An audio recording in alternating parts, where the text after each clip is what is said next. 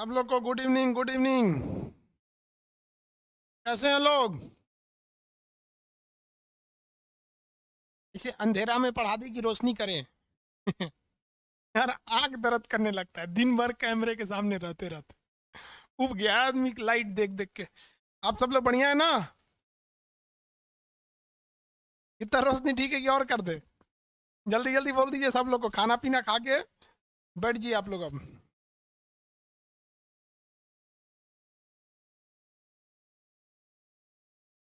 Good evening. चलिए, सब mood में है सब पढ़ने के लिए। केमिस्ट्री स्टार्ट करते हैं, हाँ? केमिस्ट्री स्टार्ट किया जाए ना? हम भी यार रेडी हो जाए। जल्दी जल्दी आइए लोग, सर्वर बैलेंस हो जाए फिर स्टार्ट करेंगे। 1 मिनट का आपको टाइम दे रहे हैं। 1 से 2 मिनट में सर्वर बैलेंस हो जाएगा आप सबको। पता है हमको अभी थोड़ा सा एक बात का डर लगा। आवाज जा रही है कि नहीं? लव यू गुरु जी, सब लोग को लव यू। आवाज जा रही है तो यस बोल दीजिए। आवाज जा रही है? यस। चलिए, इसका मतलब आवाज पहुंच रहा है जी। Yes sir. पता है हमको अभी डर लग गया था कि कहीं आज का भी क्लास सस्पेंड ना हो जाए। पता है पूरी ऑल ओवर इंडिया का सर्वर बैठ गया था। यूट्यूब से लेके सर, आप लोग यूट्यूब चला रहे होंगे, 6 से 7 के बीच में नहीं चल रहा होगा। चाहे आप इंटरनेट लीजिए, वाईफाई लीजिए, कुछ भी लिख रहा होगा सर्वर एरर 5505 ऐसे करके लिख रहा होगा। कितने लोग को लिख रहा था? पीडीएफ डाल दिया हमने। पीडीएफ डाल दिए, क्लास खत्म होने के बाद दिख जाएगा। बॉटनी का पीडीएफ डाल दिए हैं और ये केमिस्ट्री का पीडीएफ डाल दिए। देखिए यही पीडीएफ डाले हैं जो यहाँ लिखे हैं। आप लोग मेरे बात पे विश्वास नहीं करते ना, तो यहाँ प्रूफ के लिए रखे हैं। सब बिलीव नहीं करेगा तो यहाँ सामने पीडीएफ देखो, यही पीडीएफ डाल दिए हैं।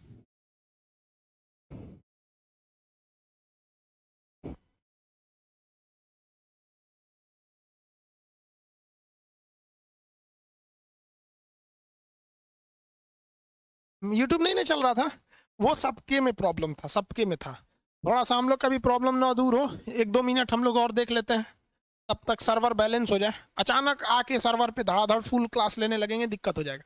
तब तक और सब आपकी पीडीएफ डाल दी गई है। यही पीडीएफ है, देखिए सामने जो पीडीएफ दिख रहा है ना, यही पीडीएफ डाल दिया गया आप सब लोग के लिए। अब किसी को दिक्कत नहीं है। बॉटनी का भी पीडीएफ डाल दिए हैं, केमिस्ट्री का भी डाल दिए हैं। अब 1 से 2 घंटे में आप सब लोग को फ्लैश होने लगता है, धीरे धीरे धीरे धीरे सबको चला जाता है। फाइल लंबी रहती है, टाइम लगता है। देखते हैं कभी किसी को 10 आदमी को यूट्यूब कोई बड़ा फाइल भेजिए तो टाइम लग जाता है।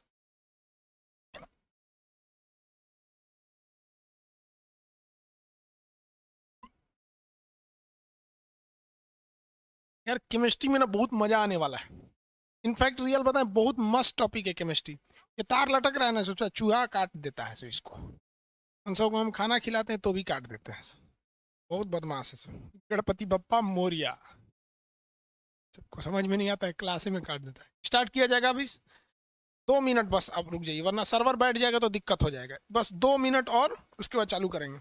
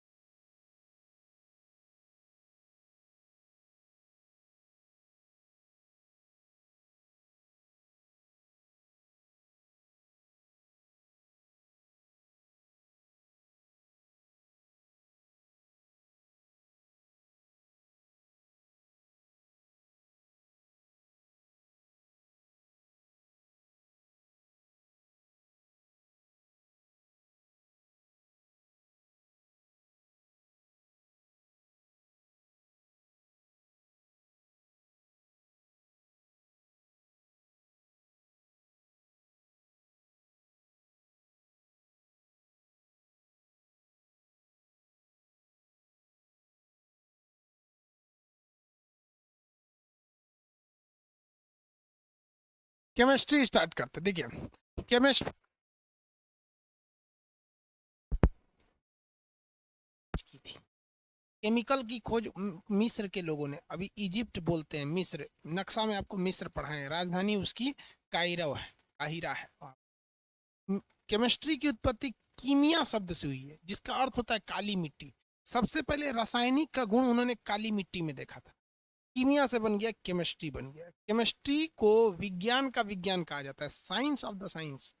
मतलब दुनिया का हर साइंस में केमिस्ट्री है, कहीं पे भी घुस जाएंगे केमिस्ट्री है, समझ में आ गया कि नहीं? तो कहा जाएगा विज्ञान का विज्ञान किसे कहते हैं? केमिस्ट्री। याद रखेंगे ना, विज्ञान का विज्ञान किसे कहा जाता है? केमिस्ट्री को कहा जाता है। साउंड जा रही है बाबू?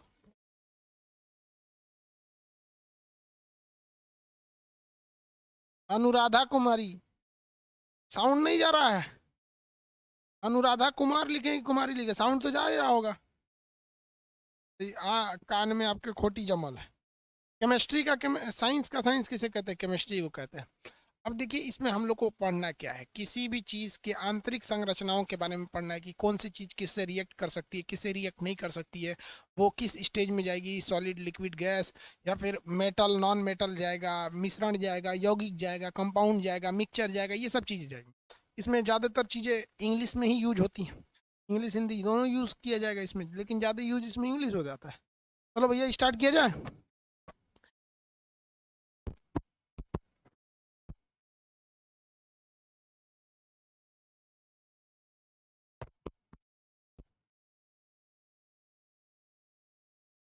देखिए कोई भी चीज के अंदर साइंस और फिजिक्स दोनों आपस में, फिजिक्स और केमिस्ट्री आपस में मैच करेंगे। सब कमेंट छोड़ दीजिए, अब आप लोग यहाँ आप ध्यान दीजिए।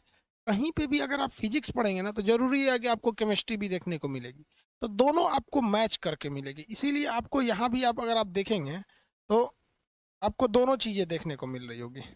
देखिए कोई भी पदार्थ, पदार्थ को इंग्लिश में क्या कहते हैं आप बता सकते हैं? दुनिया में पदार्थ इंग्लिश में कहा जाता है मैटर या सब्सटेंस।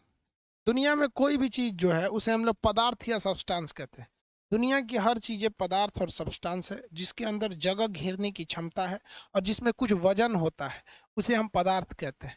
दुनिया की हर एक चीज पदार्थ यानी मैटर है, क्योंकि दुनिया की हर चीज कुछ ना कुछ जगह घेरती है और सब में कुछ ना कुछ वजन होता है। हवा में भी वजन होता है, आप गुब्बारा में भर के देखिए, खाली एक काम किए, ट्रैक्टर का खाली टायर लीजिए और उसमें हवा भर के लीजिए, भारी हो जाता है। गुब्बारा है, बड़े साइज का गुब्बारा, उसमें हवा भर के लीजिए, खाली कीजिए, थोड़ा सा अंतर आ जाता है, जगह भी घेरता है। दुनिया में केवल ऐसा चीज लाइट है ना, प्रकाश, लाइट, जो जगह तो घेर लेता है लेकिन इसके अंदर तो कोई भी वेट नहीं होता है, भार नहीं होता है, इसलिए ये पदार्थ नहीं है। बाकी दुनिया की सारी चीजें पदार्थ है। तो पदार्थों को हम दो टाइप में बांट सकते हैं, एक फिजिकल टाइप में और एक रासायनिक टाइप में।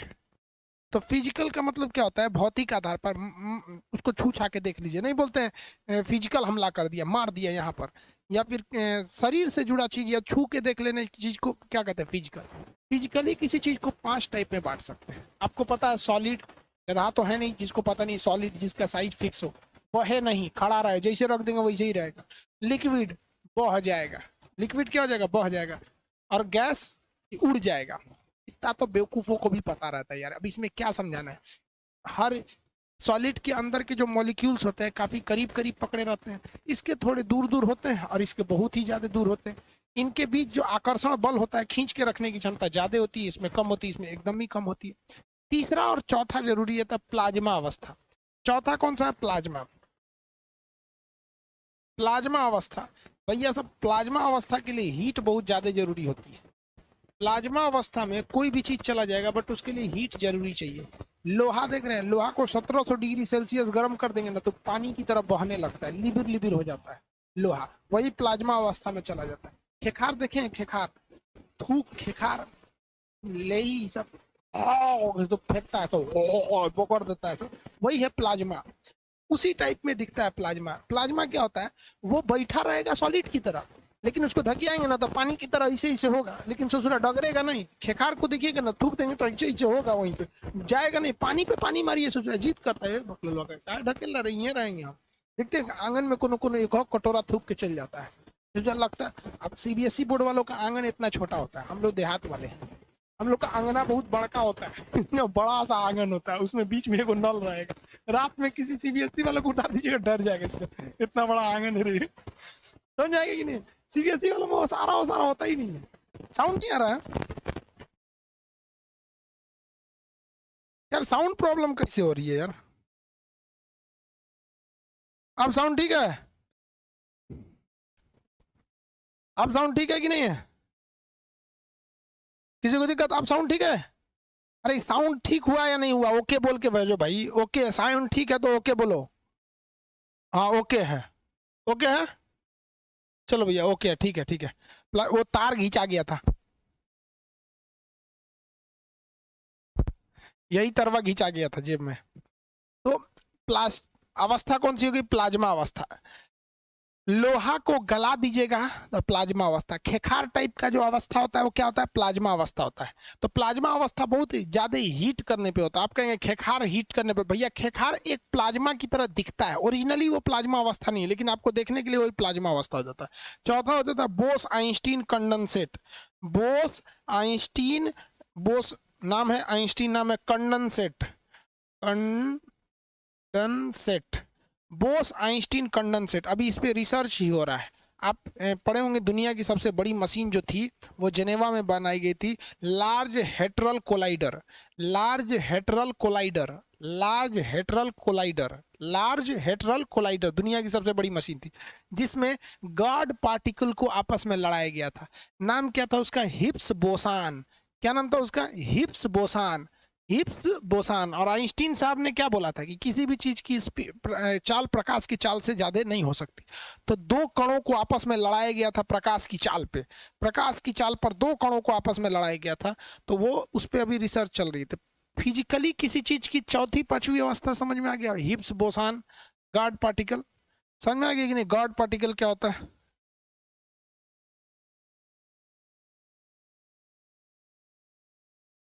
अभी तक चालू है प्लांट, हाँ अभी रिसर्च चल रहा है, लेकिन कुछ खास इस पे डेवलपमेंट देखने को नहीं मिला है। एक इस पे डेवलपमेंट देखने को नहीं मिला खास। और ये समझ में आ गया भौतिक अवस्था से। अब भैया हमको भौतिक यानी फिजिकल पढ़ना थोड़ी है, बस हल्का सा बता दिए आपको सॉलिड लिक्विड गैस वगैरह के बारे में यहाँ पर। इसमें एक और चीज होती थी, सॉलिड लिक्विड गैस, इन तीनों में आपको क्या देखना है भैया? सॉलिड लिक्विड गैस में ये पूछता है कभी कभी, देखिए जैसे सॉलिड क्या होता है, गैस क्या होता है, इन सबको तो पता ही है ना आप लोग को। अब बताएंगे ध्यान से। लगभग लगभग 0 केल्विन। पानी ऐसा चीज है जो तीनों में जा सकता है। पानी क्या हो सकता है? तीनों में जा सकता है। ठोस, जब बर्फ रहेगा तो ठोस रहेगा, पानी बन गया तो द्रव हो गया, भाप बन के उड़ सकता है। तरक बिंदु किसे कहते हैं? वैसा पॉइंट जिस पर क्या रहता है भैया? पानी जो रहता है वो तीनों अवस्थाओं में देखने को मिल जाता है, उसे तरक बिंदु कहा जाता है। अब आप बताएंगे, यहाँ देखिए कुछ आपसे क्वेश्चन पूछा जाएगा, आप इसको अच्छे से जवाब दीजिएगा। कहता है कि घनत्व, घनत्व मतलब ज्यादा घना कौन होगा? तो आप बताइए सबसे ज्यादा घना कौन रहता है? तो सॉलिड रहता है। सबसे कम घना कौन रहता है? गैस। हमेशा द्रव बीच में रहेगा। सबसे ज्यादा घना यानी सॉलिड, सबसे ज्यादा घना कौन रहता है? सॉलिड। और कम घना कौन रहता है? गैस। भी हमेशा द्रव बीच में रहेगा, या तो ये पहले होगा या तो ये, हमेशा सोच रहा बीच में रहे। कर अंतरा आणविक आकर्षण बल। आणविक आकर्षण बल मतलब होता है इंट्रामोलिकुलर फोर्स, अपने को खींच के रखने की क्षमता। तो सॉलिड बहुत जबरदस्त खींच के रखे रहते हैं सर, गैस एक दूसरे को खींचते नहीं है सर, इसलिए फेंका जाता है, ये नहीं फेंकाता है। समझ में आ गया नहीं? आ गया। दूसरा पूछता है प्रसार यानी एक्सपेंशन, किसमें ज्यादा प्रसार देखने को मिलेगा? तो सबको पता है भैया गैस बहुत जल्दी फैल जाती है, रखिएगा पूरी तरह से फैल जाएगा, प्रसार ज्यादा होता है। आप देखिए ना, केमिस्ट्री का भी एक अलग सेक्शन बना दिए, वो बन चुका है यार, अभी फर्स्ट क्लास है ना। केमिस्ट्री में जो लाइव देखेंगे वो केमिस्ट्री में देखेंगे, और लाइव खत्म होने के बाद वो केमिस्ट्री प्रीवियस में चला जाएगा। जैसे कैसे लाइव आके देख लेते हैं, लाइव तो सब लोग आराम से देख लेते हो, लाइव फिजिक्स देख लेते हो, खत्म होने के बाद 2 घंटे बाद वो चला जाता है फिजिक्स प्रीवियस में, बायोलॉजी जाता है बायोलॉजी प्रीवियस में, ये जाएगा केमिस्ट्री प्रीवियस में। ये देखिए कितना जल्दी फैल गया, फैल गया कि नहीं फैल गया? कैमरा मत बंद कर दे, फैल गया। क्यों है भैया? ये गैसियस स्टेट में बहुत जल्दी फैल जाता है। जबकि अगर हम इस तरह से कोई ईंटा पत्थर फेंकेंगे, ले जाएगा? नहीं जाएगा। विसरण मतलब क्या होता है? देखिए प्रसार का मतलब होता है एक डायरेक्शन में फैलना, किसी एक डायरेक्शन में। विसरण मतलब होता है किसी भी डायरेक्शन में फैल जाना। डिफ्यूजन बोलते हैं इंग्लिश में, इसे क्या कहते हैं? डिफ्यूजन कहते हैं। सबसे ज्यादा डिफ्यूजन गैस का होता है। देखते हैं कैसे, कोनो ससुरा गैस छोड़ देता है, देखते हैं मूली खा के आएगा गैस छोड़ेगा, सोचा पूरा गमका देता है, गमका दिया, भयानक गमका देता है। सॉलिड चीज नहीं प्रसारित नहीं होती, पत्थर रख देंगे तो वहीं रहेगा, पत्थर नहीं होता है। तो सबसे कम यही, सबसे ज्यादा प्रसारित होता है गैस। गतिज ऊर्जा, तो भैया जिसमें गति ज्यादा होगी, गतिज ऊर्जा उसके पास ज्यादा होगा, तो गैस के पास गतिज ऊर्जा ज्यादा, सॉलिड के पास गतिज ऊर्जा कम। अंतरा आणविक स्थान यानी दो परमाणुओं के बीच की खाली जगह, तो गैस में ज्यादा जगह होता है, सॉलिड में जगह कम होता है। ये जितनी चीजें बताए हैं इनफैक्ट हमको ये चीजें आपको नहीं बताने लायक थे, क्योंकि इतना तो हम उम्मीद कर रहे थे कि आप जान रहे हो, क्योंकि ये हम फिजिकल प्रॉपर्टी बता रहे हैं केमिस्ट्री के चैप्टर में। अब हम केमिस्ट्री पे स्टार्ट करते हैं। आई होप आप इतना समझे होंगे। बोल तो रहे हैं भैया पीडीएफ क्लास खत्म होने के बाद जाएगा, फिर भी पीडीएफ पीडीएफ कर रहा है।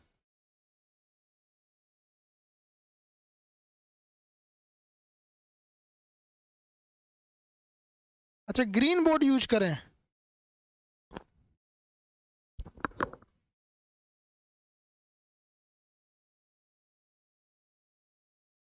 नहीं नहीं नहीं नहीं।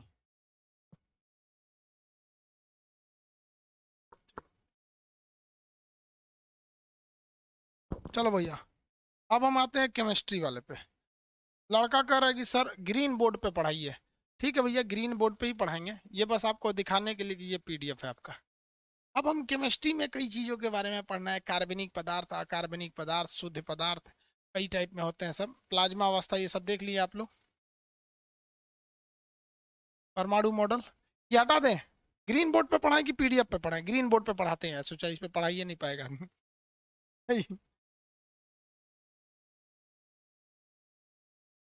एटम के बारे में देखते हैं, यहाँ से मेन आपकी केमिस्ट्री शुरू होती है।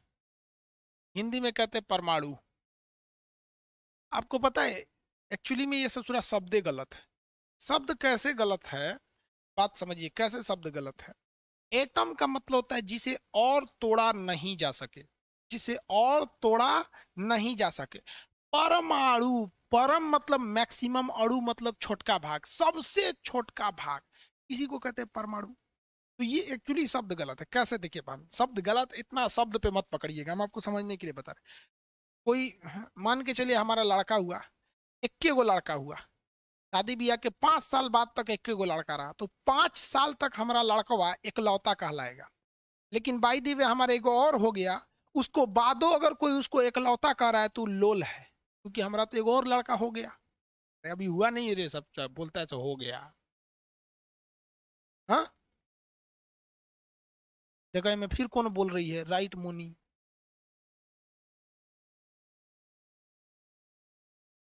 आगे बढ़े। इकलौता अब नहीं ना कोई कह सकता है। उसी तरह परमाणु का मतलब होता है सबसे छोटा, लेकिन इसे कई भागों में तोड़ा जा चुका है। कई भागों में क्या किया जा चुका है, तोड़ा गया है। इसको कई पार्ट में तोड़ा जाता है। जैसे देखिए परमाणु ये हो गया, ये नाभिक हो गया, उसका बीच का पार्ट नाभिक है, और ये उसकी कक्षाएं हैं। ये उसकी क्या है, कक्षाएं हैं। इसके बीच में क्या, यहाँ पे क्या रहते हैं सब भाई साहब, इलेक्ट्रॉन रहते हैं सर। क्या रहेंगे सर, इलेक्ट्रॉन। इसके चारों ओर क्या घूमते रहते हैं सर, इलेक्ट्रॉन घूमते रहते हैं सर।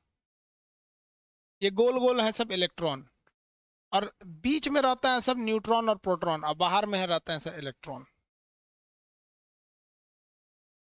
ये पूरा का पूरा हिस्सा जो है ना वो परमाणु कहलाता है, पूरा का पूरा हिस्सा जो है वो परमाणु कहलाता है। लेकिन परमाणु के अंदर तीन चीजें पाए जाते हैं सर। जॉन डाल्टन ने कहा था कि परमाणु को तोड़ा नहीं जा सकता है, लेकिन इसे मुख्य रूप से इलेक्ट्रॉन, प्रोटॉन और न्यूट्रॉन में तोड़ा गया। इसके अलावे अन्य भागों में भी तोड़ा गया, इसके अलावे अन्य भागों में भी तोड़ा गया। लेकिन ये तीनों जो हैं इन्हें हम लोग कहते हैं मूल कण। मूल कण, मूल कण। हालांकि फंडामेंटल पार्टिकल्स होते हैं सब, ये मूल कण होते हैं। तो आप बताइए बाबू, परमाणु ये थोड़ी है, ये परमाणु का नाभिक न्यूक्लियस है। ये परमाणु का क्या है, न्यूक्लियस है, और ये पूरा का पूरा परमाणु है। पूरा का पूरा क्या है, परमाणु है। अब आप एक बात बताएंगे, न्यूक्लियस जो होता है, न्यूक्लियस, न्यूक्लियस के अंदर पाया जाता है न्यूट्रॉन और प्रोटॉन। तो न्यूक्लियस, न्यूक्लियस में क्या पाया जाएगा, न्यूट्रॉन प्लस प्रोटॉन। इस न्यूट्रॉन प्लस प्रोटॉन को हम लोग कहते हैं न्यूक्लियॉन। न्यूक्लियन क्या कहा जाएगा भैया, न्यूक्लियन कहा जाता है। क्या कहा जाता है, न्यूक्लियन कहा जाएगा। तो क्वेश्चन कहेगा इनमें से कौन न्यूक्लियन में शामिल नहीं है। तो भैया न्यूक्लियन का मतलब होता है न्यूक्लियस, जो जो इसमें शामिल रहता है उन्हें कहा जाता है न्यूक्लियन कहा जाता है। तो न्यूट्रॉन प्रोटॉन न्यूक्लियन में आते हैं। और इलेक्ट्रॉन क्या करते हैं, बाहर चक्कर लगाते हैं। इलेक्ट्रॉन बाहर चक्कर लगाते हैं, सब किसी को कोई दिक्कत नहीं है। इलेक्ट्रॉन क्या करेगा, बाहर का बाहर ये चक्कर लगाता है। कहेगा इनमें से कौन सा अस्थाई तत्व है। तो भैया ये तीनों अस्थाई हैं सब, ये हमेशा रहते हैं सब पेड़ उसमें, तीनों के तीनों क्या है, अस्थाई कण है सब। अब आपको एक चीज तो पता है कि परमाणु का साइज बड़ा होता है, परमाणु का साइज बड़ा होता है और न्यूक्लियस का साइज छोटा होता है, न्यूक्लियस का साइज छोटा होता है। जिसको न्यूक्लियस को हिंदी में क्या कहते हैं भैया, इंग्लिश में कहते हैं केंद्रक। इसे क्या नाभिक कहते हैं, नाभिक, केंद्रक नहीं, नाभिक। तो आप बताइए परमाणु बड़ा होता है, ये तो सबको पता है, परमाणु बड़ा होता है और जबकि ये नाभिक छोटा होता है। इसमें एक क्वेश्चन ये पूछता है कि परमाणु को हम किस में नापते हैं। तो परमाणु को हम एंगस्ट्रॉम में नापते हैं।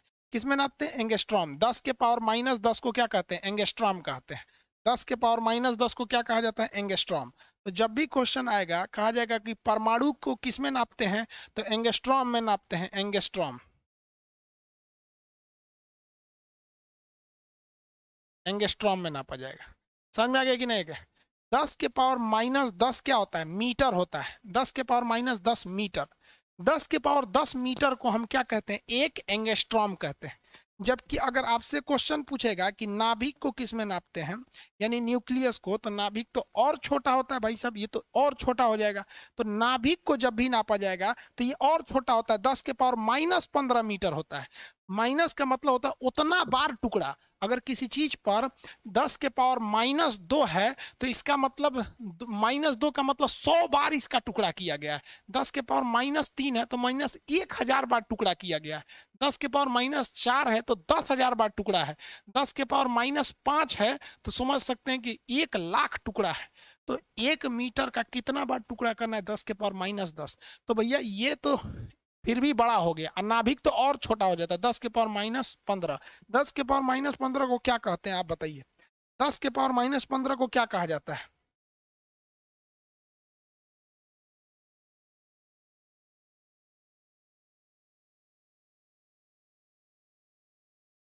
एसके मिश्रा कह रहे हैं कि सभी से, सब लोग से अनुरोध है कि सर को बोलिए स्टैटिक जीके पढ़ाएं। मतलब आपको क्या लगता है सर को नहीं पता है। एसके मिश्रा कह रहे हैं सब लोग बोलिए। अरे भाई आप बोलिए चाहे नहीं बोलिए, हमारी भी तो जिम्मेदारी बनती है। हाँ, फर्मी बोलते हैं, वेरी गुड, फर्मी बोलते हैं। तो फर्मी बहुत छोटा होता है, फर्मी बहुत छोटा होता है, 10 के पावर -15 टुकड़ा होता है, ये -10 टुकड़ा है। तो नाभिक को जब भी नापा जाता है फर्मी में नापा जाता है, जबकि परमाणु को जब भी नापा जाता है एंगस्ट्रॉम में नापा जाता है। परमाणु को किस में नापा जाता है, एंगस्ट्रॉम में नापा जाता है। और नाभिक को किस में नापा जाता है, फर्मी में नापा जाता है। कंफर्म हो गया, किसी को कोई दिक्कत नहीं है।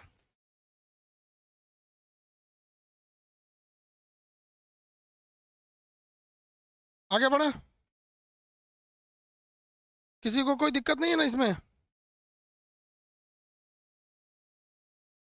नाभिक की त्रिज्या वगैरह ये क्वेश्चन अक्सर पूछता है, इसलिए ये सब चीजों को ध्यान में रखिएगा वरना गड़बड़ हो जाता है।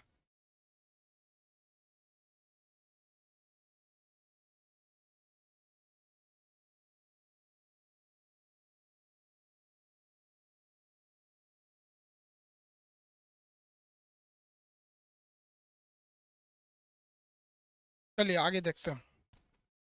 अब आगे एक चीज आप लोग को दिखाएं, मेरे लिए खुशखबरी है, आपके लिए भी खुशखबरी है। ज्यादा मेरे लिए, आपके लिए भी सही है। 2 मिनट देख लीजिए, फिर आगे बताते हैं आपको। पहचान रहे हैं कौन है। अरे भाई सब कितने लोग पहचान रहे हैं, भाई हम ही है, दिख रहा है।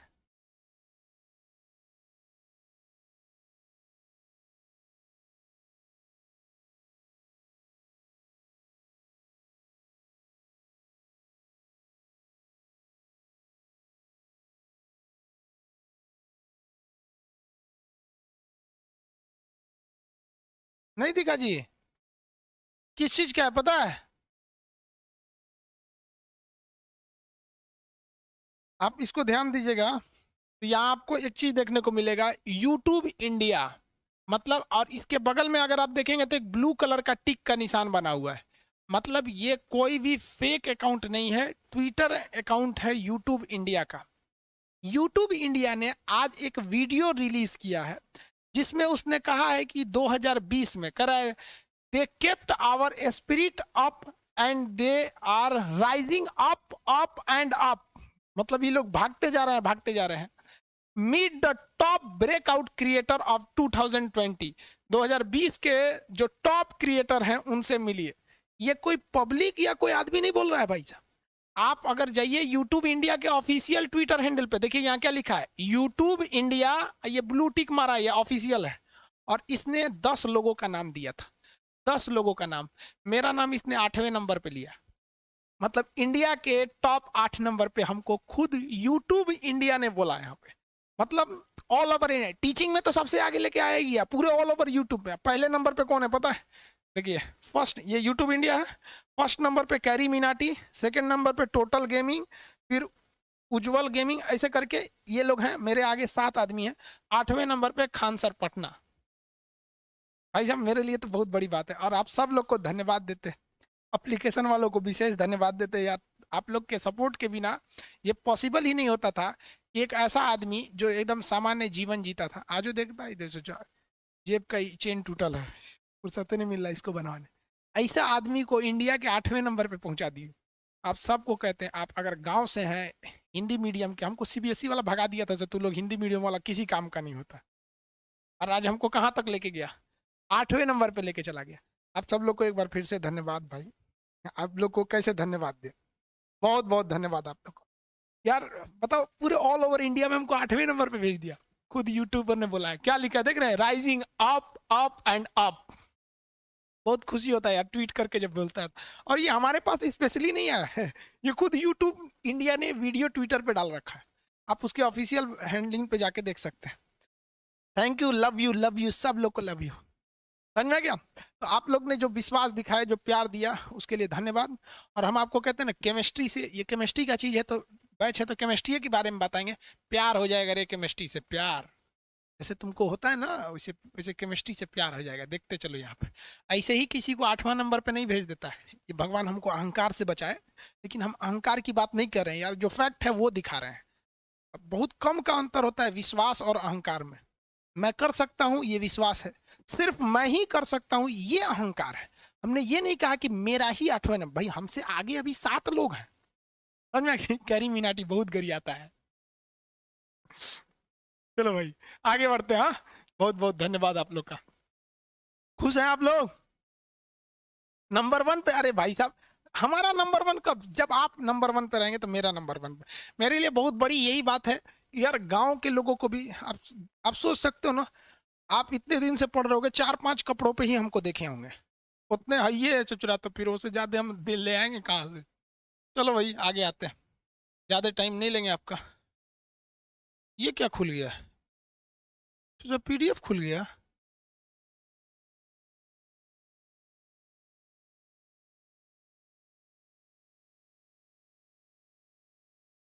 चलिए अब बात करते हैं धीरे धीरे केमिस्ट्री की शुरुआत कैसे हुई। डायरेक्ट हम लोग को ना मिल गया कि भैया इलेक्ट्रॉन है, न्यूट्रॉन है, प्रोटॉन है, डायरेक्ट मिल गया। हम लोग ना आपको पढ़ा दिए, डायरेक्ट ऐसे मिला तो था नहीं। इसमें सबसे पहले आया था रदरफोर्ड। कौन आया था? रदरफोर्ड। रदरफोर्ड रदरफोर्ड ने एक प्रयोग किया था जिसका नाम था अल्फा स्कैटरिंग, अल्फा प्रकीर्णन, अल्फा प्रकीर्णन, अल्फा स्कैटरिंग का प्रयोग किया था। और इसमें इसने प्रयोग किया गामा रेज का। किसका? गामा किरण का प्रयोग किया, गामा किरण का प्रयोग किया। और इसने क्या किया, एक सोने की बहुत पतली चादर लिया, सोने की बहुत पतली चादर लिया, और यहां से उसने गामा किरण को भेजा। तो देखा कि ज्यादातर गामा किरणें पार होकर चली गई, ज्यादातर गामा किरणें पार होकर चली गई। मतलब जितने 90% जो थी, 90% इस सोने की, किस चीज का ये था, परमाणु था, एयू, सोना का परमाणु, सोना। अरे जो महिला पहनती है, सोना का परमाणु, सोना का परमाणु था। सर जी ऑनलाइन पार्टी तो बनती है यार, ऑनलाइन पार्टी देते, देखो केमिस्ट्री में तुमको पार्टी देते हैं, पढ़ो पढ़ो, देखो यहाँ पार्टी आएगा, ये भी पार्टी से कम नहीं, इतना मजा आता है केमिस्ट्री पढ़ने में। देखो तो उसने परमाणु लिया, अब आपको ये लग रहा है ना परमाणु है यार, परमाणु का शकल देख लो हमेशा, जब भी परमाणु परमाणु एटम एटम बोलेंगे ना तो ये शकल आनी चाहिए, खूब ज्यादा लच्छादार रहेगा, बीच में एक नाभिक रहेगा। तो रदरफोर्ड ने क्या किया, उसने देखना चाहा कि परमाणु में क्या है, तो किसी चीज को देखने के लिए अच्छा रास्ता पेनिट्रेट कर दीजिए, पेनिट्रेट मतलब छेद के जाइए उसमें, तो देखा कि सोचो 90% तो निकल गया। तो रदरफोर्ड ने सिद्धांत दिया कि परमाणु का अधिकांश भाग खोखला है, क्या है, खोखला है, और कहे में 90% तो चीर के निकल गया, 90% तो चीर के निकल गया, इसलिए परमाणु का अधिकांश भाग खोखला है। दूसरा उन्होंने क्या देखा, उन्होंने देखा कि जो किरणें बीच से गई जा रही हैं वो भाग जा रही हैं साइड में, कहाँ भाग रही हैं भाई, साइड में भाग रही हैं। तो उन्होंने देखा कि लगभग 9% किरणें डाइवर्ट कर गई, मतलब कोई है जो उसको धकेल दिया साइड में। तो उन्होंने कहा कि ससुरा अल्फा किरण जो होता है, क्या होता है, अल्फा किरण जो होता है पॉजिटिव होता है, अल्फा किरण जो होता है वो पॉजिटिव होता है, फिजिक्स में आपको पढ़ना है, जस्ट हीट के बाद लाइट चैप्टर है वहां पढ़ाएंगे आपको। अल्फा किरण पॉजिटिव होता है और इसको किसी ने लात मार के ढकेला है, इसका मतलब आप बताइए कि जो यहां बैठा है वो पॉजिटिव होगा कि निगेटिव होगा। अल्फा किरण पॉजिटिव होती है, जो किरणें इस पे डाला था रदरफोर्डवा, वो बताइए जब ये बाहर भागा है पॉजिटिव किरणों को डाइवर्ट किया है, तो यहां अंदर पॉजिटिव होगा कि निगेटिव होगा, जल्दी कमेंट कीजिए। Positive, very good, very good Siddharth Singh, very good, positive होगा। अरे निगेटिव कैसे होगा यार, एक बात बताओ यार, ये पॉजिटिव किरण है, ये पॉजिटिव किरण है, अगर यहाँ निगेटिव रहता तो खींच लेता, भगाता क्यों, खींच लेता ना, भगाता क्यों, यहाँ पे खींच लेता, वो भगा दिया है, इसका मतलब भगाया है तो बीच का चीज प्लस है, बीच का चीज प्लस है, बीच का चीज क्या है, प्लस है। रदरफोर्ड धीरे धीरे वैज्ञानिक बनते जा रहा है, देखिए इसके बाद उसने क्या किया रदरफोर्ड कि एकदम ससुरा बीचवे में ठूस दिया एगो किरण को, बीचवे में ठूसा ना तो टकरा के वापस चला है, बीचवा में जब ठूसा तो टकरा के वापस चल गया, कई ससुरा टकरा के वापस क्यों आया, इसका मतलब ये हुआ कि परमाणु का बाहरी भाग खोखला है लेकिन अंदर का भाग खोखला नहीं है, याद रखिएगा, इसका मतलब यही हुआ कि परमाणु का बाहरी भाग खोखला है लेकिन अंदर का भाग खोखला नहीं है। उसने अंदर वाले इस भाग को बोला नाभिक, अंदर वाले इस भाग का नाम क्या बोला, नाभिक रख दिया, क्या नाम रखा, नाभिक रखा, और कहा कि जो नाभिक होता है वो पॉजिटिव चार्ज होता है, नाभिक क्या होता है, पॉजिटिव चार्ज होता है, और नाभिक साथ में साथ क्या होता है, ठोस होता है। अब देखिए ठोस कैसे, क्योंकि ठोस नहीं रहता, खोखला रहता तो पार हो जाता, तो जो बीच से गया है टकरा के आया है, इस बेसिस पे कह दिया ठोस होता है। पॉजिटिव कैसे बोला, क्योंकि कुछ पॉजिटिव किरणें इसके पास से दूर भाग रही थी इसलिए पॉजिटिव बता दिया, और बीच वाले का नाम इसने कह दिया नाभिक होती है। तो न्यूक्लियस की खोज किसने किया था, रदरफोर्ड, न्यूक्लियस की खोज किसने किया, रदरफोर्ड ने, यहां तक में किसी को दिक्कत नहीं है, न्यूक्लियस की खोज रदरफोर्ड ने किया था। लेकिन रदरफोर्ड अपने जीवन में यही गलती कर बैठे और दूसरों को मौका दे दिए, आप भी दूसरों को मौका मत दीजिएगा। रदरफोर्ड के बाद आया था गोल्डस्टीन, कौन आया था, गोल्डस्टीन, गोल्डस्टीन ने कहा कि रे रदरफोर्डवा कौन सी खोजा है रे, तो रदरफोर्ड कहा कि हम नाभिक खोजे हैं, नाभिक, कहा गया ये है का। रदरफोर्ड के बाद जब गोल्डस्टीन आया ना, कौन आया, गोल्डस्टीन, गोल्डस्टीन, ई क्या किया, नाभिक को इसे खखोर के देखने लगा, खखोर के मतलब समझते, जब बकोट के देखने लगा, सोच रहा कौन सी है रे, इसको खखोर के देखने लगा, जब उसको खखोर के देख रहा था ना नाभिक को, तो उसमें से कुछ चीज मिला इसको, तो इसको इसे खखोर के देखा, निकाला, कह रहे रदरफोर्ड, रदरफोर्ड है ना, तो भाई कौन सी है, कहा कि काज नहीं कौन सी कहाँ से मिला है, कह रहा कि तोरे नभिकवा में से मिला था, वही में से, कहा कि रे तुरी की क्या मिला था, तो गोल्ड स्टीनवा खुश हो गया, हमरो वैज्ञानिक बन गए, हम वही एगो नया चीज खोज दिए, हम भी नया चीज खोज दिए, प्रोटॉन खोज दिया, क्या खोज दिया, प्रोटॉन खोज दिया। लेकिन ससुरा गोल्डस्टीनो लोल था, वो कहता है कि हम नया चीज खोजे हैं, नया चीज खोजे हैं, रदरफोर्डवा उठा तो नाम रख दिया प्रोटॉन, तो प्रोटॉन को खोजा था गोल्डस्टीन लेकिन नाम रखा था रदरफोर्ड, प्रोटॉन को खोजा कौन, गोल्डस्टीन, नाम रखा था, कुछ किसने नाम रखा, रदरफोर्ड ने नाम रखा, समझ में आ गया। अल्फा स्कैटरिंग में गामा रेज क्यों हुआ, सबसे ज्यादा पेनिट्रेशन पावर, छेदने की सबसे ज्यादा क्षमता गामा की होती है, इसीलिए उसने गामा का प्रयोग किया था। सबसे ज्यादा क्षमता उसने गामा क्या होती है इसलिए लिया था। आगे बढ़े, बताइए। प्रोटॉन की खोज गोल्डस्टीन किया था।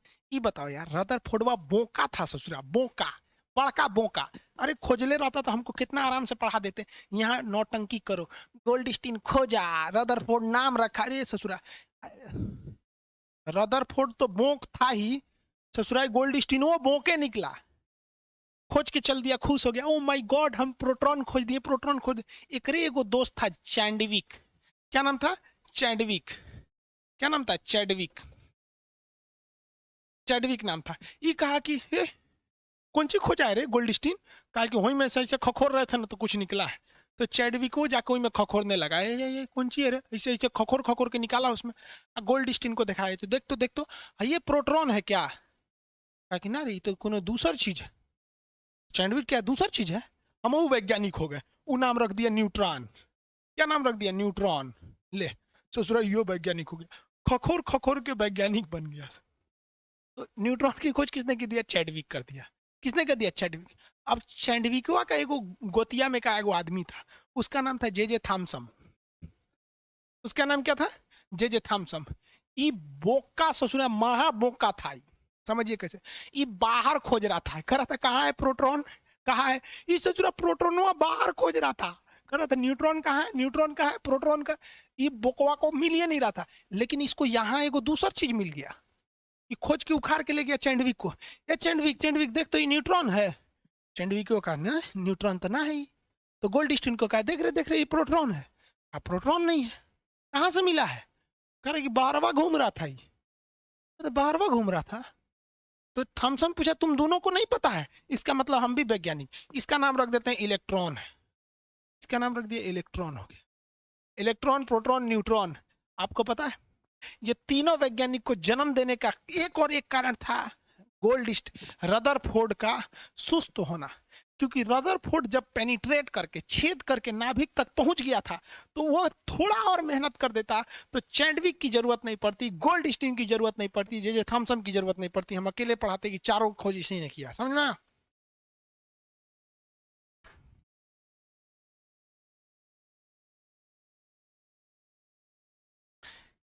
समझ में आ गया कि नहीं आ गया, किसी को कोई दिक्कत है, आगे बढ़े, किसी को कोई दिक्कत है तो बताइए।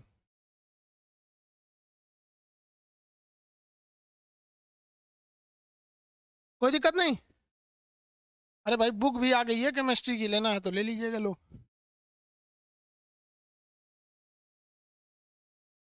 समझ में आ रहा है कि नहीं आ रहा है यार, चलिए कोई दिक्कत नहीं है, नो सर।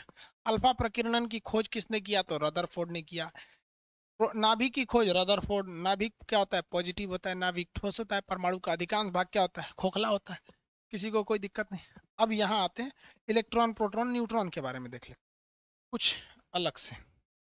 देखिए इलेक्ट्रॉन को ई से दिखाते हैं, प्रोटॉन को स्मॉल पी से, न्यूट्रॉन को एन से दिखाते हैं, किसे दिखाते हैं, एन से दिखाते हैं। अब भैया खोज करने वाले तो सबको पता है, खोज किसने किसने किया ये तो सबको पता है, खोजा कौन, जे थॉमसन, इसको गोल्डस्टीन, इसको चैडविक, चैडविक। सोचा इंग्लिश में चैडविक लिखते तो गलत हो जाता, गोल्ड आसान था इसलिए उसको, जो जो इंग्लिश में आसान लगता है उसको इंग्लिश में लिख दो, जो हिंदी में आसान लगता है हिंदी में लिख दो। अब एक चीज देखते हैं, इन सब में एक चीज पता होना चाहिए कि चार्ज कहाँ होता है, चार्ज यानी आवेश, चार्ज मतलब आवेश। तो इलेक्ट्रॉन पर निगेटिव होता है, प्रोटॉन पर पॉजिटिव होता है, इस पर कोई चार्ज नहीं होता है, नो चार्ज। न्यूट्रॉन पर किसी भी प्रकार का चार्ज नहीं होता है, याद रखिएगा, न्यूट्रॉन पर किसी भी प्रकार का चार्ज नहीं होता है, कोई भी चार्ज नहीं होता है, समझ में आ गया। अब इसके बाद पूछेगा मास, द्रव्यमान, तो भैया न्यूट्रॉन ये सबसे हल्का होता है, इसका 1.9.1 इंटू 10⁻31 kg। अब आप बताइए ना, -31 का मतलब बहुत तोड़ दिया है, और इसका होता है 1.6725, 6725 इंटू 10⁻⁻27 kg। और न्यूट्रॉन सबसे भारी होता है 1.6748 इंटू 10⁻⁻27। सबसे भारी कौन होगा भैया, न्यूट्रॉन, सबसे हल्का कौन होगा, इलेक्ट्रॉन। एग्जाम में भूल जाएंगे आप, एग्जाम में इस चीज को भूल जाएंगे, याद रखने का तरीका समझिए। कोई आदमी खूब मेहनत कर रहा है, दौड़ रहा है, दिन रात दौड़ रहा है, सवाल पैदा नहीं होता है कि भारी होगा। कभी भारी होगा नहीं। पुरुष मोटा क्यों नहीं होता है? पुरुष इसीलिए मोटा नहीं होता है कि बेचारा पुरुष जो है वो न्यूट्रॉन, देखिए ये नाभिक है। अब पुरुष जो होता है वो इलेक्ट्रॉन की तरह होता है। बेचारा दिन रात चक्कर काटते रहता है पुरुष, कमाने के लिए, ऑफिस, घर, रूम, राशन की दुकान, ये वो चक्कर लगाता है, इसलिए उसका भार एकदम हल्का हो जाता है इलेक्ट्रॉन की तरह। अब महिला जो होती है न्यूट्रॉन की तरह, कोई आवेश नहीं है, चुपचाप सीरियल लगा दो, देखते रहो यहाँ पे, तो धीरे धीरे धीरे धीरे क्षेत्रफल बढ़ जाता है। तब कहेंगे ओ माय गॉड मैं तो मोटी हो गई, ग्रीन टी पियो, ग्रीन टी पियो। तो सिर्फ ग्रीन टी पियो, यहाँ पर न्यूट्रॉन बन के बैठल रहेगी तो कौन सी होगा? तो जो ज्यादा मेहनत करेगा हल्लुक होगा, मेहनत नहीं करेंगे मोटा के चकरा जाएंगे। तो न्यूट्रॉन पे कोई आवेश नहीं होता है, चुपचाप बैठल रहता है। वो कहाँ पर बैठा रहता है भैया? नाभिक में होता है। कहाँ होता है? नाभिक में। किसी को कोई दिक्कत? नाभिक में होता है। यहाँ न्यूट्रॉन भी होता है, यहीं पे प्रोटॉन भी होता है। तो न्यूट्रॉन सबसे भारी हो जाता है और ये ससुरा सबसे ज्यादा गति करता है, इसलिए हल्का हो जाता है। यही क्वेश्चन पूछता है। चार्जेज वगैरह याद रहेंगे आप लोग को। किसी को कोई दिक्कत है तो बोलेंगे। यहाँ तक में कोई प्रॉब्लम?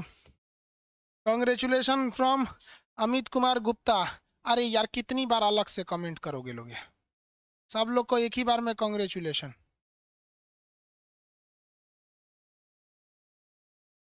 बार बार एक ही कमेंट क्यों करते हैं भाई? बाकी लोग को भी दिखे। ये कौन लड़का है बेवकूफ? एक लड़की थी दीवानी सी, लिखता है एक दो क्वेश्चन कर दीजिए। कैसन कैसन नाम रखता है ऐसा?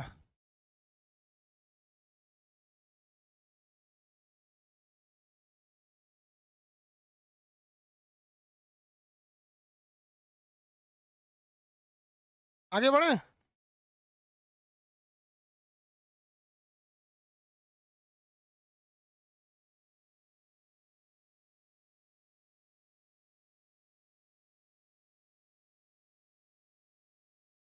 क्या आज पहली बार देखे? हमको आज पहली बार देखे। नहीं यार, तबीयत खराब नहीं है। समझ में आ गया? थोड़ा सा थकान है, तबीयत खराब नहीं है, एकदम बढ़िया है। इतना तो समझ में आ गया होगा। अब आगे पढ़ाना है। परमाणु मॉडल में किसी को दिक्कत है? भारी हल्का हेन तेन चीज किसी को दिक्कत है तो बोलो, हम कमेंट देख रहे हैं आपका, फिर आगे पढ़ाएंगे। किसी को यदि दिक्कत है तो बोलेंगे, फिर हम आगे पढ़ाएंगे।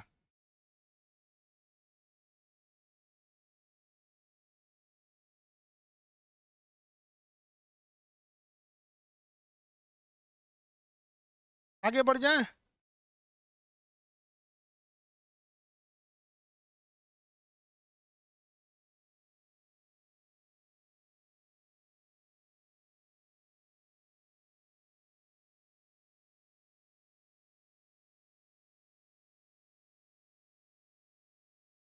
जी सर, चलिए आगे बढ़ जाता है। Very good. यहाँ देखिए भैया, यहाँ ये नाभिक है, इसमें प्रोटॉन है, इसमें न्यूट्रॉन है, ये बाहर वाले इलेक्ट्रॉन है सब। अब इसमें जो परमाणु होता है ना बाबू, परमाणु का भार नहीं होता है। आपसे एक रियलिटी बात बताते हैं। झूठ बोला जाता है कि परमाणु का भार होता है, ये सबसे बड़ा झूठ है केमिस्ट्री का। भार जो होता है वो नाभिक का होता है, परमाणु का भार होता ही नहीं है। रियलिटी बता रहे हैं आपसे। परमाणु, ये टोटल परमाणु का कोई भार नहीं होता है। एक्चुअल में जो भार होता है वो नाभिक का होता है। जरा सोच के देखिए ना, इलेक्ट्रॉन घूम रहा है, कोई भी चीज गति करेगी तो उसका भार नाप पाएंगे? नहीं नाप पाएंगे। प्रोटॉन नाभिक के अंदर रहता है पॉजिटिव चार्ज के थ्रू, इलेक्ट्रॉन जो होता है वो न्यूट्रॉन निगेटिव चार्ज के थ्रू अंदर बैठा रहता है। तो जब कभी भी हम आपसे कहें कि परमाणु भार, तो कहने समझने के लिए आप समझिए कि परमाणु भार है, बट नापना आपको क्या चीज है? नापना क्या चीज है? नापेंगे क्या? तो नापने के लिए जरूरी होता है परमाणु का भार, नाभिक का भार। तो हम आपको यहाँ एक बात में लिख सकते हैं, यहाँ एक चीज कि परमाणु भार यानी एटॉमिक वेट, परमाणु को एटॉमिक वेट कहेंगे ना, ये किसके बराबर होता है? लिख सकते हैं नाभिक का भार? नहीं लिख सकते हैं। और नाभिक में होता क्या है? Neutron plus proton. तो हम ये लिख सकते हैं ना, नाभिक का भार बराबर न्यूट्रॉन प्लस प्रोटॉन। नाभिक का भार, नाभिक के भार को हम ए कहते हैं। ए बराबर होता है एन प्लस पी। ए बराबर एन प्लस पी। ए बराबर क्या होता है? N plus P. यानी कहने के लिए ये परमाणु भार है, बट रियल में ये क्या चीज है? रियल में ये है आपके नाभिक का भार। रियल में क्या है? ये नाभिक का भार होता है।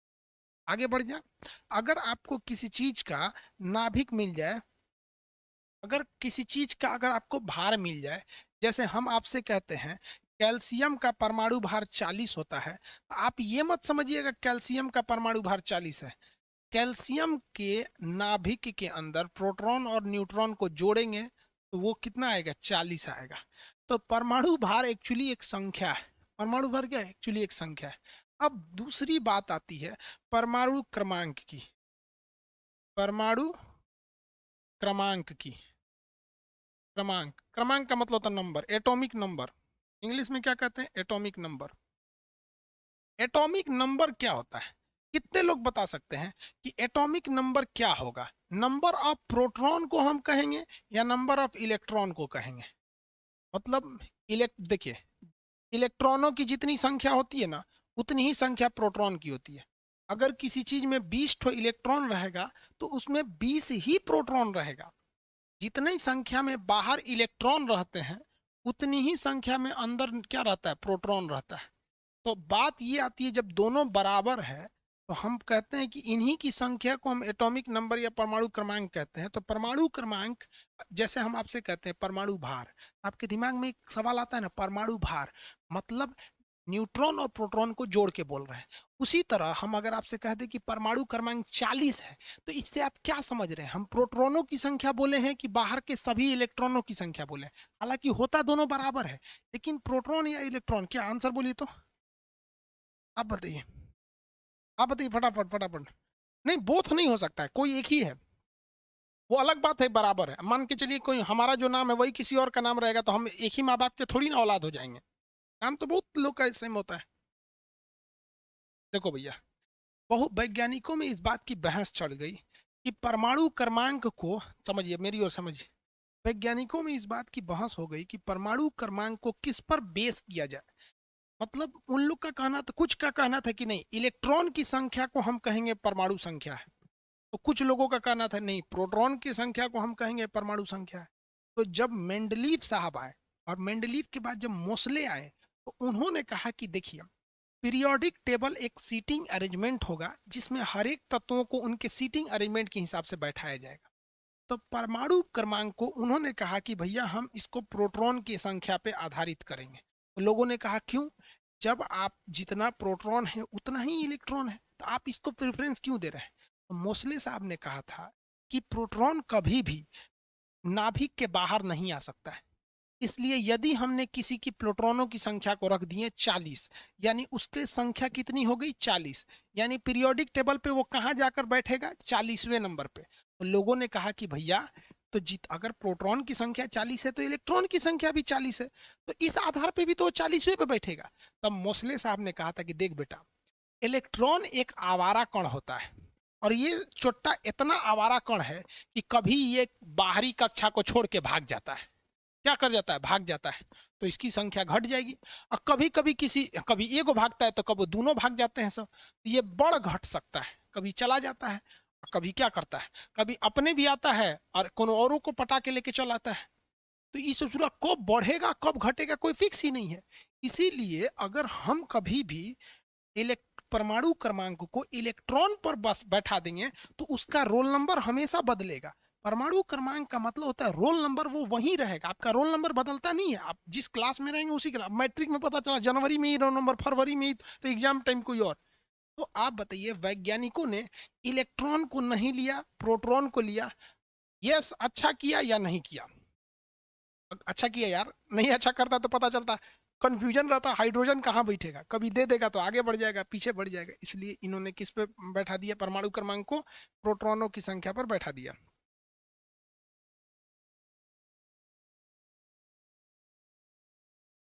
मेरे हाथ में क्या है? अरे यार, मेरे हाथ में कलम है, और क्या है? अजीब है ये पढ़ाने वाला, ये चीज है। और आगे बढ़े। अच्छा किया, चलो बढ़िया है, अच्छा किया, बहुत अच्छा किया।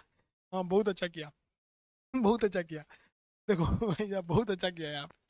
देखिए, तो प्रोटॉनों की संख्या को हम ए जेड से दिखाते हैं। इसको परमाणु क्रमांक को किससे दिखाते हैं? जेड से दिखाते हैं। जितना जेड रहता है उतना ही प्रोटॉन रहता है, और जितना प्रोटॉन रहता है उतना ही इलेक्ट्रॉन रहता है।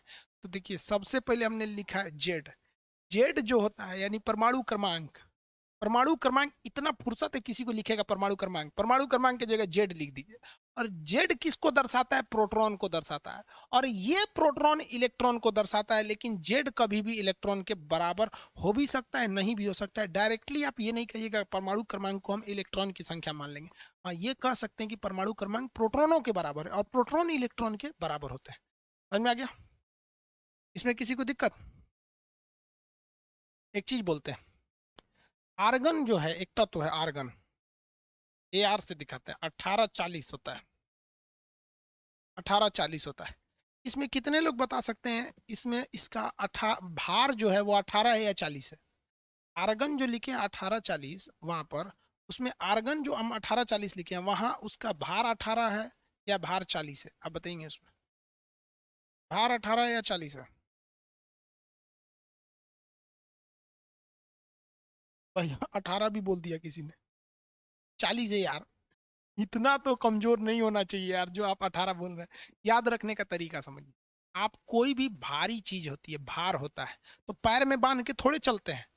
अब मान के चलो यार बैग है ये, देखो ये बैग है मेरा, सपोज है, तो इसको पैरवा में बांध के चलेंगे? अरे बैगवा को आदमी ऐसे ही लेके चलेगा। भार हमेशा कहाँ रखता है आदमी? ऊपर रखता है। भार हमेशा ऊपर रखता है। तो ये भार हो गया। क्या हो गया? भार हो गया। किसी को कोई दिक्कत है? और इस ये क्या हो गया? परमाणु क्रमांक हो गया।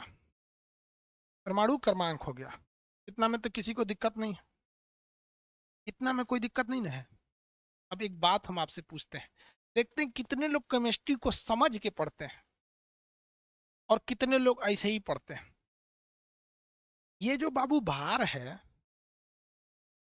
ये जो भार है 40, ये किस किस को जोड़ के दर्शाया जा रहा है?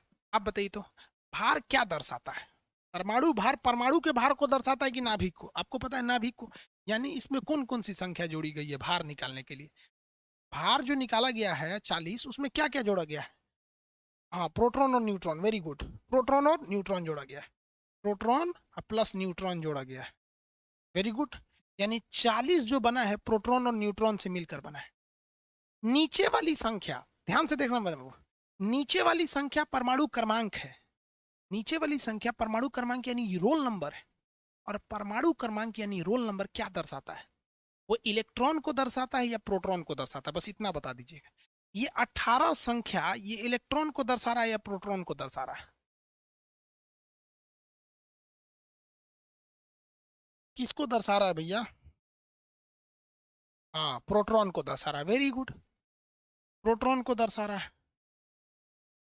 किसको दर्शा रहा है? प्रोटॉन को दर्शा रहा है। हालांकि ये अलग बात है कि जितना प्रोटॉन रहता है उतना ही इलेक्ट्रॉन रहता है। इलेक्ट्रॉन निकालने का डायरेक्ट में कोई फॉर्मूले नहीं है। ये बस कहा जाता है कि नीचे वाली संख्या प्रोटॉन है और इतना ही की ही मात्रा में इलेक्ट्रॉन होता है। कितने लोग, कितने लोग आप में से ये बता सकते हैं कि आर्गन के पास न्यूट्रॉनों की संख्या कितनी होगी? इस आर्गन के पास न्यूट्रॉन कितने होंगे? कितने लोग बता सकते हैं? समझो यार कितना सिंपल है। प्रोटॉन और न्यूट्रॉन को जोड़े हैं तो 40 आया है, और अकेले प्रोटॉन 18 है, तो पूछेंगे न्यूट्रॉन कितना होता है? न्यूट्रॉन बोलो कितना होगा? 22। अरे यार 22 होगा गधा, इतना नहीं समझ में आता है यार। प्रोटॉन और न्यूट्रॉन इन दोनों को जोड़े हो तो 40 आया है, अब प्रोटॉन की वैल्यू 18 है। प्रोटॉन की वैल्यू 18 है तो भैया आर्गन इसकी कितनी होगी? 22, तभी ना 18 और 22 करोगे तो 40 आएगा। नहीं आ गया? आ गया कि नहीं आ गया? आ गया। सिंपल है यार। केमिस्ट्री केमिस्ट्री हल्ला करता है, ये लोग समझता नहीं है यार। कोई वो टीचर कहता है सर केमिस्ट्री या पहले हमको शुरू कर लेने दीजिएगा फिर आप कीजिएगा। चलिए आगे बढ़े। यहाँ देखो, 44 कैसे आएगा यार? अरे वो प्लस कर दिए क्या? गलत कुछ कर दिए थे क्या? उधर माइनस करना चाहिए था। चलो छोड़ो, इधर देखो यहाँ। यहाँ हम आपसे एक चीज लिख देते हैं, 20, कैल्शियम 40। ये ऊपर वाली संख्या ए है, यानी परमाणु भार है, और ये वाली जेड है। जेड मतलब होता है परमाणु क्रमांक, एटॉमिक नंबर, और ये वाली संख्या होती है परमाणु भार। परमाणु भार, परमाणु भार किसको किसको दिखाता है? न्यूट्रॉन प्लस प्रोटॉन को। ये किसको दिखाता है? प्रोटॉन को दिखाता है। ये किसको दिखाता है? प्रोटॉन को दिखाता है। अगर हम किसी एक झटके में अगर पूछे न्यूट्रॉन क्या होता है, न्यूट्रॉन बराबर ऊपर माइनस नीचे, ऊपर माइनस नीचे। हाँ ऐसे। नो दिमाग लगाइए, कंसेप्ट समझा दिए, दिमाग लगाना छोड़ दीजिए। प्रोटॉन बराबर क्या होता है? न्यूट्रॉन। देखो, अगर हम पूछे न्यूट्रॉन क्या है, न्यूट्रॉन ऊपर माइनस नीचे कितना हो गया? 20। कितना हो गया? 20। कितना हो गया? 20। Very good. और दे।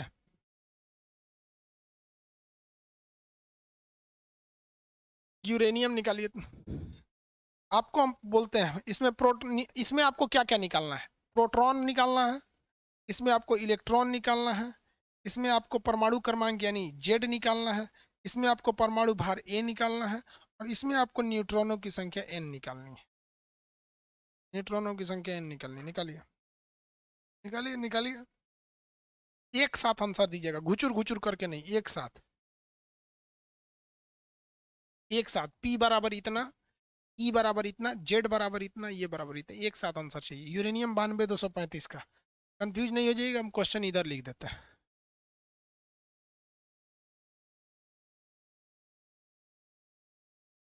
आंसर दीजिए, 2 मिनट टाइम देते हैं आपको।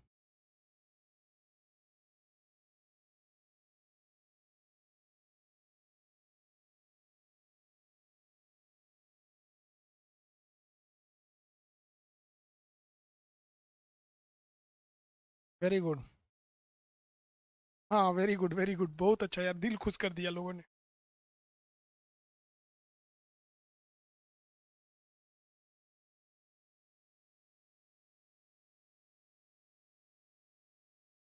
प्रोटॉन क्या होता है भैया?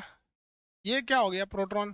प्रोटॉन जो होता है वो क्रमांक को दर्शाता है, परमाणु क्रमांक को दर्शाता है, जो ठीक नीचे लिखा है 92। और ये इलेक्ट्रॉन किसके बराबर होता है? इलेक्ट्रॉन प्रोटॉन के बराबर होता है, तो ये भी 92 हो जाएगा। जेड किसे कहा जाता है? तो जेड मतलब होता है परमाणु क्रमांक। जेड मतलब क्या होता है? परमाणु क्रमांक, ये वाला जेड, ये भी 92 हो जाएगा।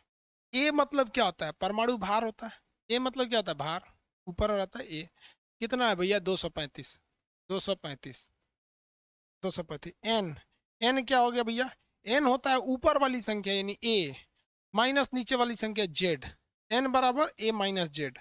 ए minus Z, 235 minus 92, 243, 143, 143। Very good. अरे बाबू, नेट आपका सही नहीं चल रहा होगा, मेरा तो सही चल रहा है।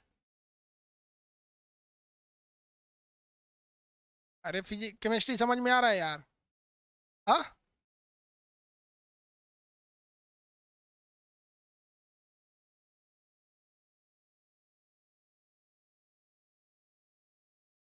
केमिस्ट्री समझ में आ गया।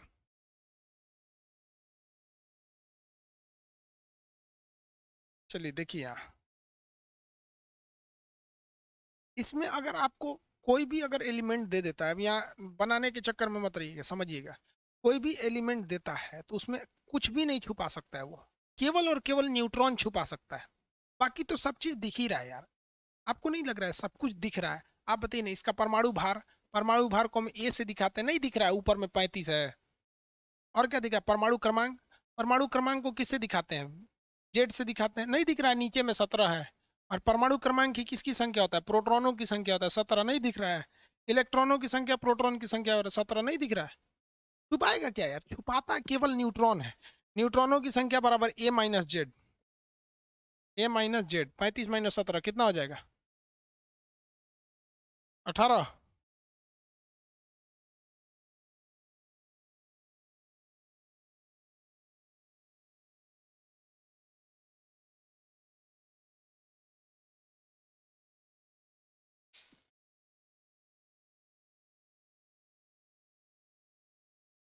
हो गया? किसी को कोई दिक्कत है? आज केमिस्ट्री का फर्स्ट क्लास था, इसलिए आज इतना ही रहने देते हैं। कल लंबा क्लास ले लेंगे 10-11 बजे तक। ठीक है? आज फर्स्ट क्लास है, फर्स्ट क्लास में ज़्यादा नहीं लेना चाहिए। कई लड़कों को मतलब नहीं लगता है। आप मन से करिए। और कई लड़कों का ना कि सर खाना वाना भी नहीं खाए हैं, बनाने जाएंगे सब बहुत जल्दी। सब लोग तो होते नहीं है। दुनिया में सबसे ज्यादा कौन, किसी को कौन मानता है पता है? मम्मी। मम्मी मानती है, माँ। मम्मी को बताया कि मम्मी आज 8 बजे से भी अब रेगुलर क्लास लेना पड़ेगा। तो थोड़ा सा गला में बजा था ना।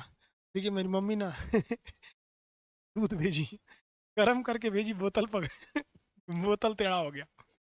लेकिन आप सब लोग को कहते हैं यार, दुनिया में कितने भी बड़े हो जाओगे ना, माँ बाप के आगे छोटे ही रहोगे। और आप जहाँ हैं ना, वो माँ बाप की बदौलत है। किसी को परवाह नहीं रहता। पापा को बोले पापा केमिस्ट्री की क्लास लेना है, जा रहे हैं, कोई दिक्कत नहीं, जाओ। लेकिन मम्मी दूध भेज दी कि गले में थोड़ा सा प्रॉब्लम है, ठंडी का दिन है, पी के रहो। गला ठीक रहेगा तो क्लास रेगुलर लोगे, नहीं तो फिर बीमार पड़ोगे, दिक्कत हो जाएगा। सबको कहते हैं यार, माँ बाप की इज्जत करना यार बहुत बड़ी चीज होते हैं ये लोग। आपकी मम्मी पापा भी बहुत मानते होंगे, हाँ? उनकी चेहरे पे एक बार खुशी ला दीजिएगा, मन लगा के पढ़ाई कीजिए, एकदम रिजल्ट लेके रहना है। कैसे नहीं होगा ससुरा रिजल्ट? आप लोग के लिए बहुत बहुत सॉलिड चीज लाए हैं। तो रेलवे का मतलब वो ला रहे हैं, 2 दिन में पहुंच जाएगी। मतलब निकल चुका है, रास्ते में है वो। और 9 लाख की किताबें हैं, उसको जल्दी से जल्दी ले लेंगे लोग। 149 रुपये है। अगर आप 1 रुपया बढ़ा के दीजिएगा तो 150 दे दीजिएगा, हमको मिल जाएगा 1 रुपया। नहीं चाहिए यार, आप 149 में खरीद लेना। ठीक है? थोड़ा सा अगर दूर के एरिया में है तो फिर रेट महंगा हो जाएगा, वो हम नहीं महंगा कर रहे हैं, वो दुकानदार आएगा ले जाएगा तो महंगा नहीं होगा यार। तो समझदार ही है। ठीक है, अब कल क्लास करेंगे। कोई दिक्कत नहीं। केमिस्ट्री समझ में आया या नहीं, ये बताइए।